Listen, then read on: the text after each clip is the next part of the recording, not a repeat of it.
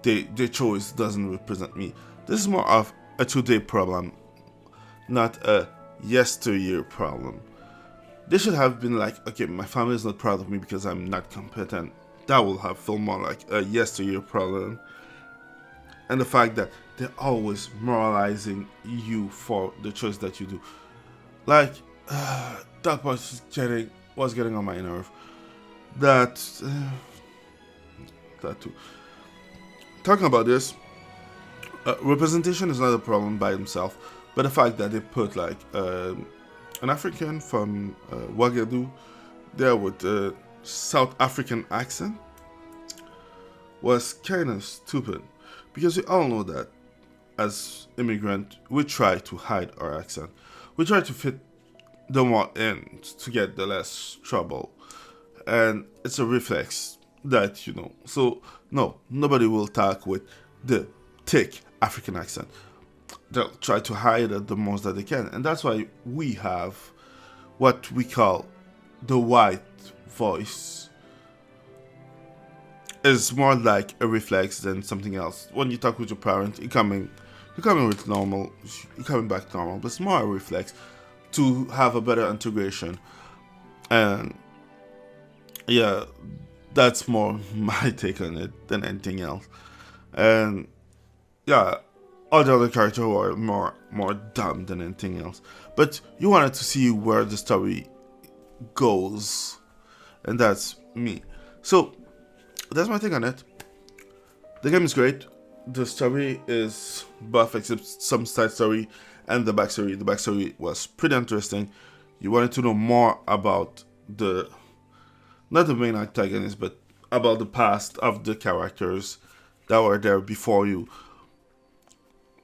And the game is well coded, and that's without talking about everything that had to do with the scandal that nobody should have cared about, because the scandal wasn't a real scandal. It's just that people who wanted representation were douchebag on the internet, and they deserve to. Anyway, I won't say nothing else about this. I don't feel bad for playing the game. The game was cool. I did like. I was a Harry fan. I did like the lore. I like the respect of the lore. I like the fan service in the game. It was a pretty good game. It is a pretty good game, and if you like it, I will recommend that you buy it. If you're not that much of a fan, you can wait that the price drop before buying it. In any case, it's still a good game.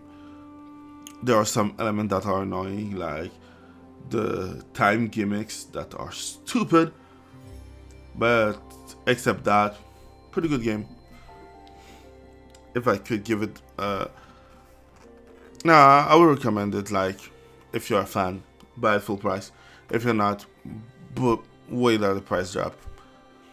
Except that, I have nothing else to add on. On that note, I hope that you like it. Be a little bit evil, and don't forget, stay passionate. Sounds okay to me. Now that you have finished all that story, why do you call yourself the Brokey? It's the broken dream. So it all started when